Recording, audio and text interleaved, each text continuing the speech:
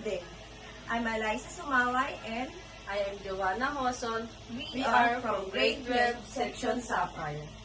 And this is our title of this draft position paper, Exposing Abuse on Digital Platforms. Exposing abuse on digital platforms is a complex issue with potential benefit and risk. It can raise awareness, support victims, and hold abusers accountable, but also carries the risk of causing further harm, violating privacy, and sensationalizing abuse.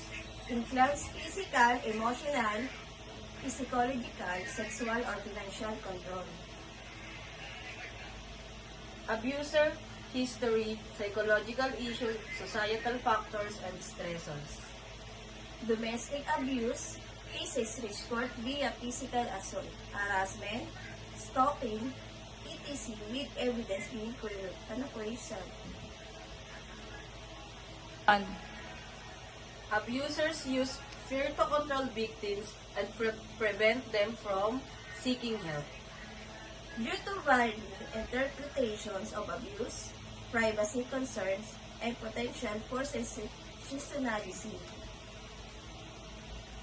Mixed with some believing it raises awareness and others worrying about harm or glorification. Media exposure shapes public perception of abuse and attitude toward victims, abusers. Conclusion.